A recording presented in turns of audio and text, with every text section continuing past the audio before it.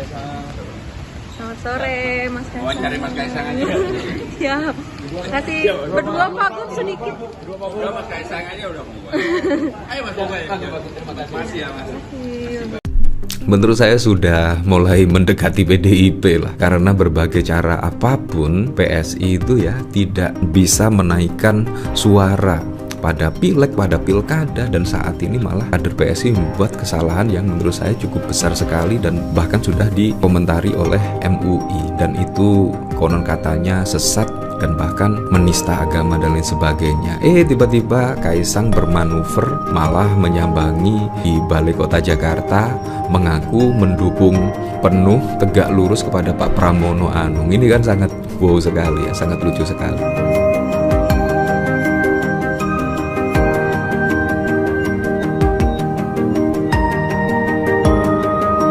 Padahal PSI itu bulan Juni kalau tidak salah ya akan menggelar kongres pemilihan ketua umum baru. Tetapi saat ini ya kita lihatlah malah kader-kader PSI itu membuat kesalahan besar, bahkan pada saat lalu menyebut Pak Jokowi memenuhi syarat lah untuk menjadi nabi dan lain sebagainya, dan bahkan itu juga menimbulkan pro dan kontra dan bahkan juga membuat netizen-netizen marah terkait pernyataan tersebut.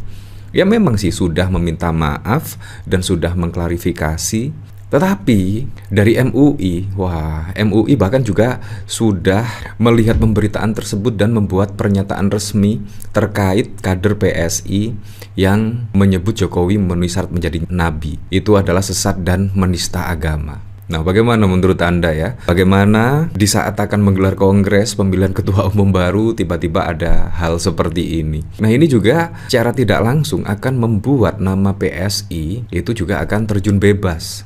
Bayangkan ya, mulai pada Pilpres yang lalu, Pileg yang lalu, walaupun sudah didukung oleh Pak Jokowi, Kaisang sudah menjadi ketua umum, tetapi juga tidak bisa menaikkan elektabilitas partai tersebut dan bahkan juga belum memenuhi syarat parliamentary threshold. Masih di bawah 3% saja. Tetapi kontroversi demi kontroversi dibuat. Seperti halnya Ade Armando, bahkan mengatakan Gibran itu adalah wakil presiden terbaik sepanjang sejarah. Ini kan sangat wow sekali lah. Bayangkan ada Muhammad Hatta, Tri Sutrisno, masih banyak lagi lah wakil presiden yang hebat-hebat. Tetapi dengan entengnya menyebut wakil presiden Gibran terbaik sepanjang sejarah. Kalau paling muda iya, karena itu juga mengangkangi konstitusi, mengakal-akali lah kurang lebih seperti akhirnya saat ini Gibran menjadi wakil presiden termuda di Indonesia dan itu masuk sejarah. Tetapi kan kita harus melihat kronologisnya ya, kenapa Gibran masuk sebagai wakil presiden termuda, karena ada paman di Mahkamah Konstitusi, kurang lebih seperti itu. Ini juga ada pernyataan yang sangat mengejutkan sekali ya dari Kaisang. Ini Kaisang PSI tegak lurus dengan Pramono meski sering kritik. Nah, ini juga tiru gaya PDIP. PDIP juga saat ini masih menjadi oposisi loh, masih menjadi oposisi di pemerintahan Pak Prabowo dan juga Gibran. Tetapi akan tegak lurus dan akan mendukung penuh setiap kebijakan-kebijakan dari Pak Prabowo. Itu sudah pernyataan jauh-jauh hari sebelum Pak Prabowo dilantik.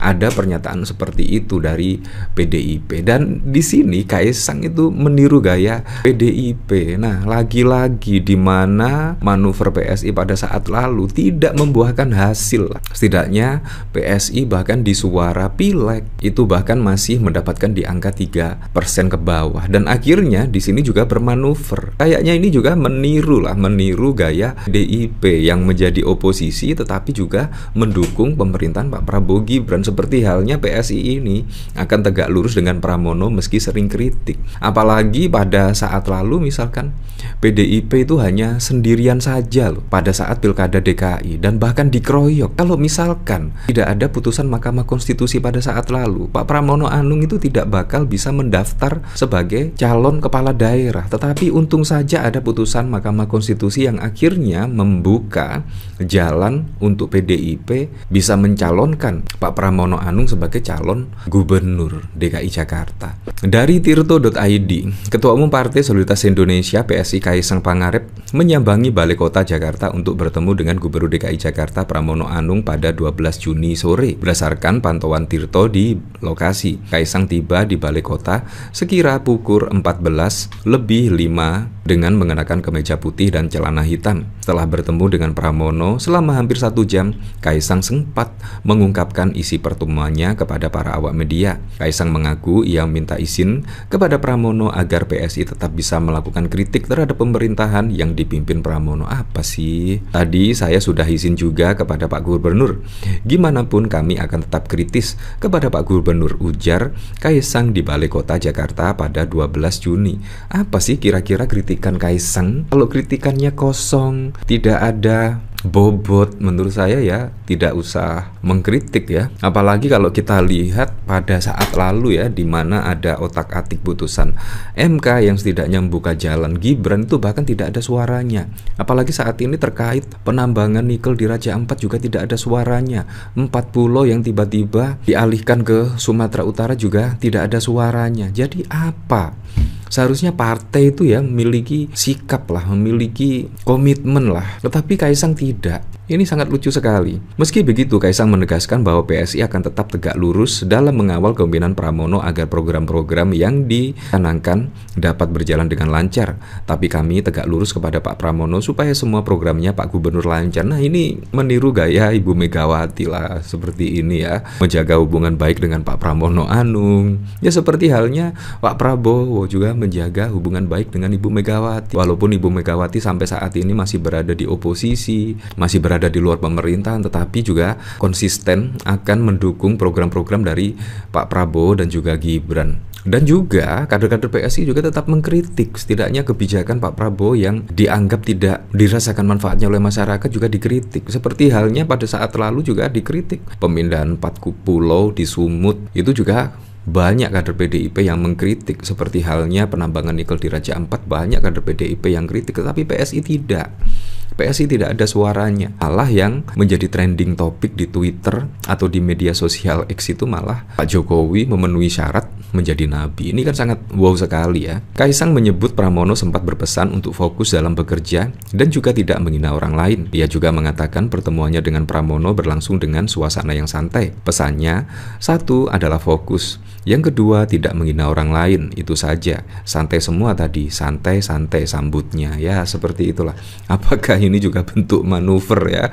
Ini kan menurut saya sudah mulai mendekati PDIP lah. Karena berbagai cara apapun PSI itu ya tidak bisa menaikkan suara pada pileg, pada pilkada, dan saat ini malah kader PSI membuat kesalahan yang menurut saya cukup besar sekali dan bahkan sudah dikomentari oleh MUI, dan itu konon katanya sesat dan bahkan menista agama dan lain sebagainya. Tiba-tiba Kaisang bermanuver malah menyambangi di Balai Kota Jakarta, mengaku mendukung penuh tegak lurus kepada Pak Pramono Anung. Ini kan sangat wow sekali ya, sangat lucu sekali. Nah, dari sini saya juga penasaran kira-kira komentar-komentarnya seperti apa ya ketika pernyataan kader PSI ini menurut MUI adalah sesat dan menista agama. Kalau MUI sudah menyatakan menista agama, ya harusnya aparatnya bertindak, tolong diusut. Itu karena sudah bikin gaduh ya.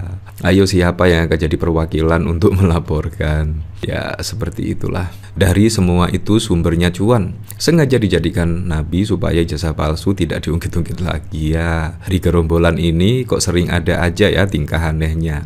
Nabi selalu jadi imam sholat. Biarin aja Pak Jokowi nabinya ya.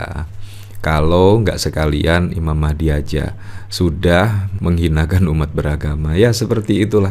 Ya tapi kita kembalikan lagi ke masyarakat menilainya seperti apa. Halo teman-teman, berjumpa bersama saya di Politik Dangi. Kalau kita melihat bagaimana Kaisang bertemu dengan Gubernur Pramono Anung, ya, Gubernur Jakarta, kalau nggak salah kemarin teman-teman. Dan ini menuai spekulasi dari berbagai kalangan ya. Kalau kita melihat bagaimana PSI diterpa isu yang tidak sedap ya, kemudian ada kadernya yang blunder yang menyebut Jokowi adalah memenuhi syarat sebagai nabi, ya bahkan PSI dikritik habis-habisan teman-teman atas pernyataannya tersebut. Dan apakah Kaisang bertemu dengan Pramono ini adalah supaya membersihkan nama PSI ya kembali? Bagaimana menurut kalian?